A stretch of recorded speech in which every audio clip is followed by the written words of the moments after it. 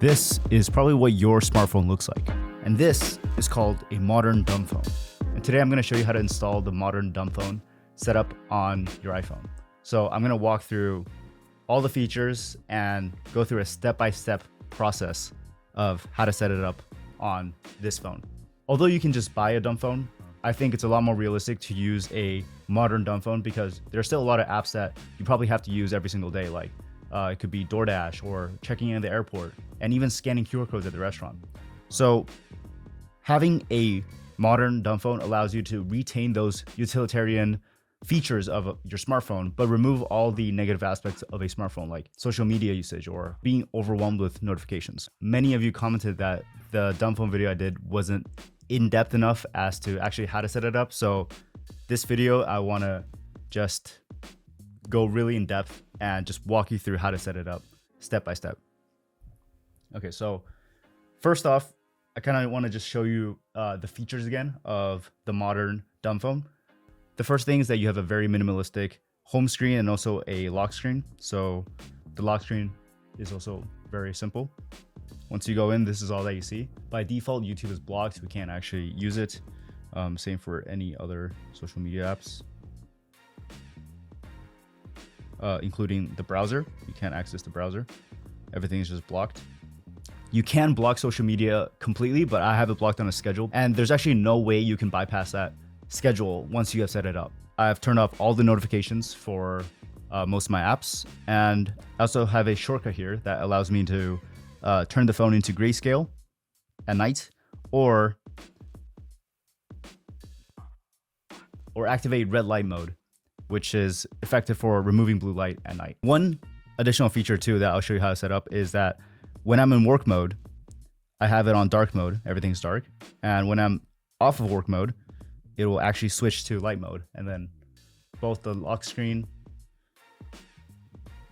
and home screen become white. So I think it's pretty cool.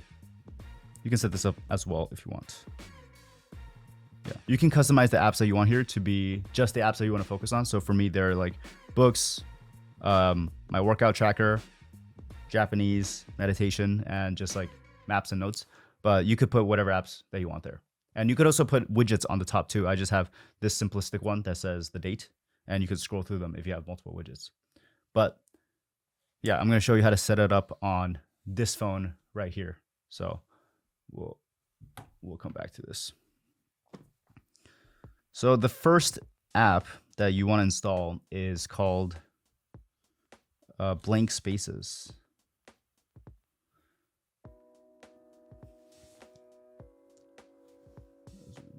Blank Spaces. So this one.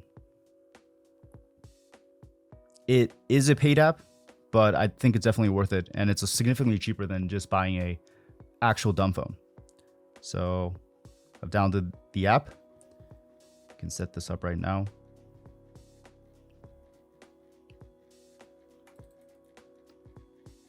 Still recording. Okay, good.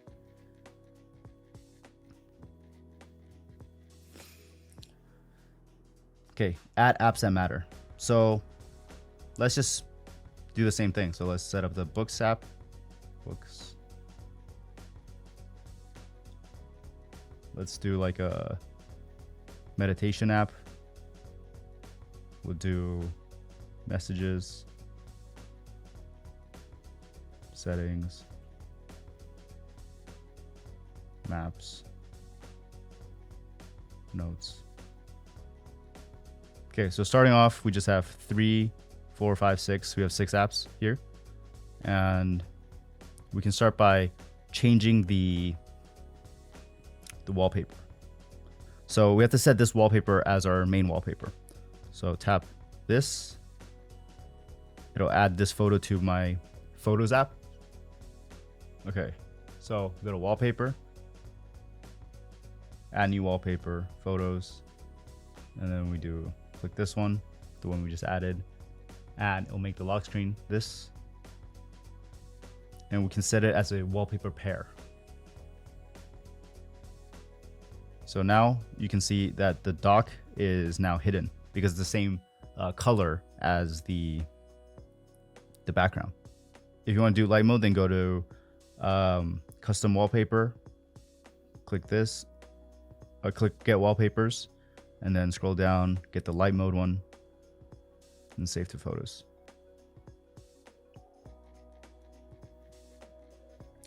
And so you could do like, so you could set up one where it's wallpaper, add new wallpaper, add the white one.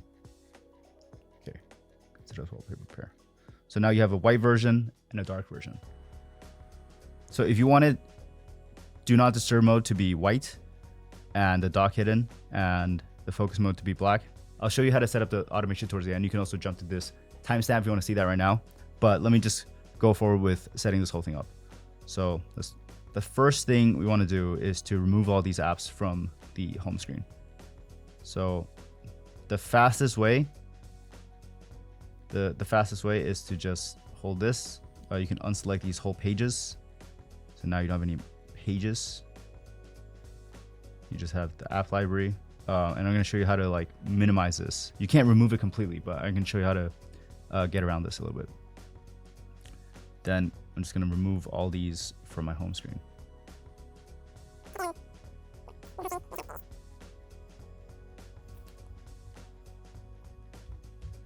You can actually keep a top widget if you actually have a top widget, because we're going to need a top widget there anyways.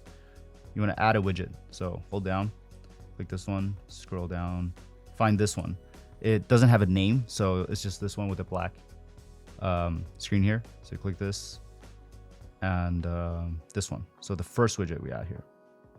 So it's going to look really messed up, but we're going to adjust in the settings. So this should already kind of work. So when you click it, it should open up the right app. But it has this animation because the way it's actually doing this, it's doing it through a shortcut.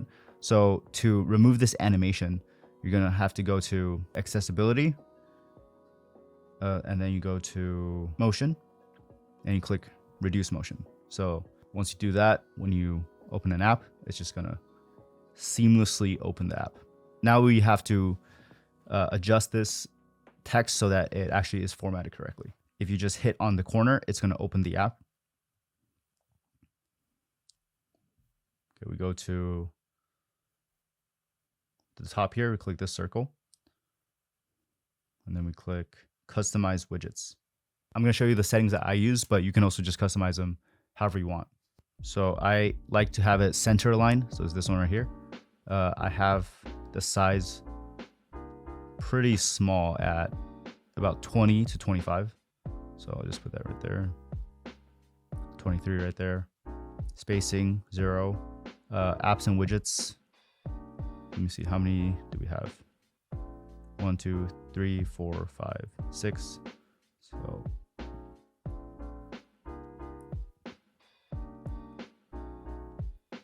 go back here, I'll do 6. So just put the number of apps that you've selected in the front. You can change the font if you want. So there are a bunch of different fonts. The font that I like is the rounded font.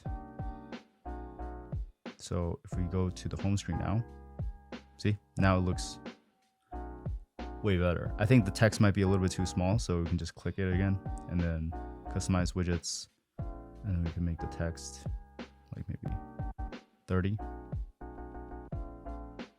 So yeah, that looks way better.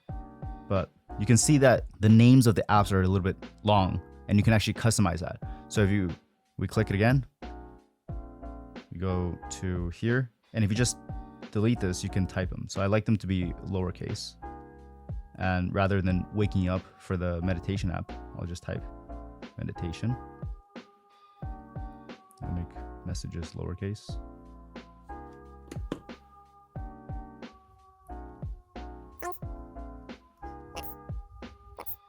Boom. So this already looks way cleaner. And for the top, just hold down.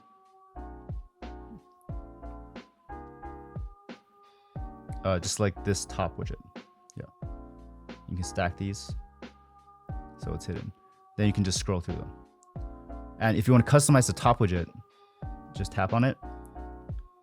Go to customize widgets, top widget, and you can actually select the date or weather. So I like to have the date, Friday. I would also remove these ones too.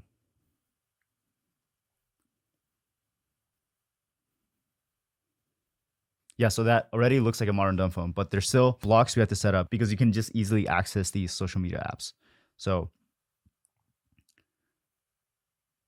the first thing is we have to go download an app called Opal.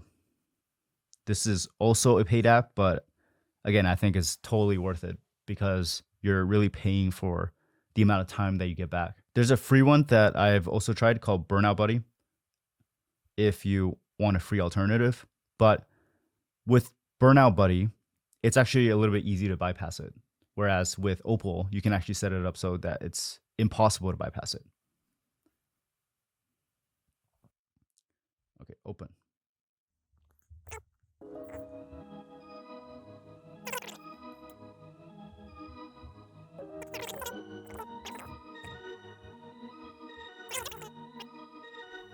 Okay, and then once you get to this screen, you just give it a fist bump, and then you should be logged in.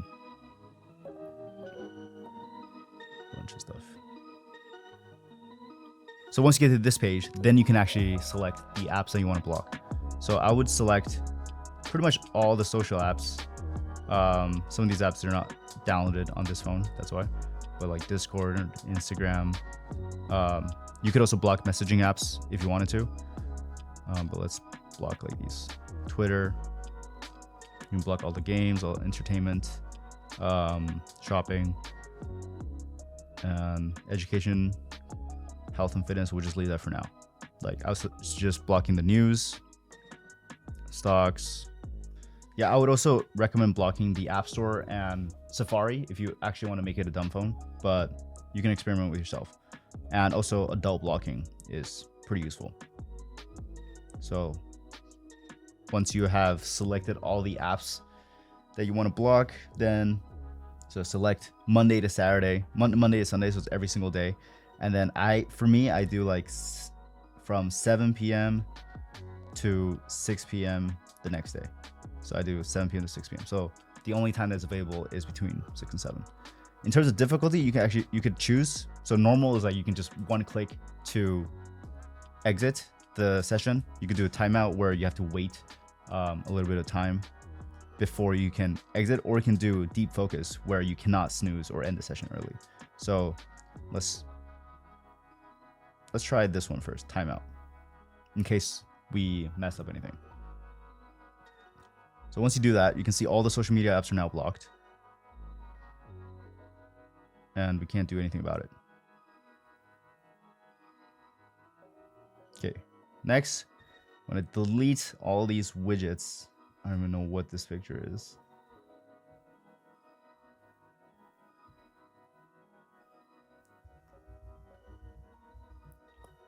Yeah, you can keep like 1 or 2 widgets if you want. I'm just gonna delete all of them for demonstration. So nothing here. And one thing that a lot of you guys have commented on the last video is that you don't want to access the app library so easily. So what you can do is you add another widget, which is this widget, which is just a blank widget.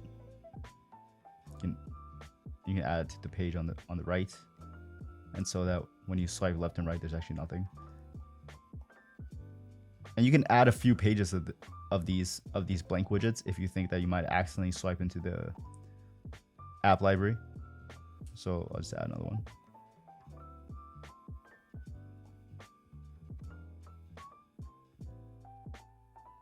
Yeah, so now we have actual 2 full pages before we get to the app library. Yeah. So next, let me show you how to set it up so that when you're in do not disturb mode, it's a different background color. So if we turn off do not disturb, you can see it becomes white. But in order for the widget to also become white, we have to turn off dark mode. Oh, you can also see that the color is not quite right. Yeah, so if the color is not quite right, then you just want to go to the wallpaper, click on customize for the home screen, and then turn off blur. Then it should be all white. Okay, so in order to make it an automation where when we enter do not disturb mode, it also turns on dark mode, you want to go to shortcuts. So you could just type shortcuts, personal automation. When turning do not disturb mode on, set appearance, turn appearance dark. And then turn off the ask before running, don't ask. And then we add another one where it's turning do not disturb mode off. Okay, turn it and make sure you deselect that. And then we click set appearance to light. Okay, so just like that. Now when we turn on do not disturb, it should be black. And then if we do turn off do not disturb, then it should become white. And the same for the lock screen. So you can see now you pretty much cannot access these apps. And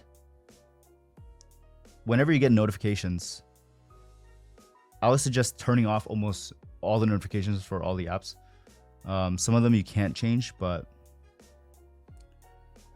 like these ones you can just click turn off. For this or this one you can just turn off. And yeah, so I would go to settings and then just go through the apps that like constantly send you notifications and just turn them off. While they're being blocked, they won't send you notifications, so you don't have to worry about those social media apps. And it's actually really convenient because the way that I have it set up where I only have 1 hour per day, it's only during that 1 hour that I get all the social media notifications, like somebody DMing me or some new post. So the last thing I want to show you is how to set up the shortcut for Grayscale. So you want to go to accessibility and then accessibility shortcut, and you want to select color filters and zoom. Then we go to color filters, we go to display and text size. Okay, we go to color filters on, and then we select color tint, and then we tint it to be red. And this pretty much just removes all the blue light. And whenever you want to activate it or turn it on and off, you can just click it and click color filters. And the zoom, we'll use it for grayscale. So for zoom, you want to do zoom filter, and then you click grayscale. So when you turn on zoom, it's going to be grayscale.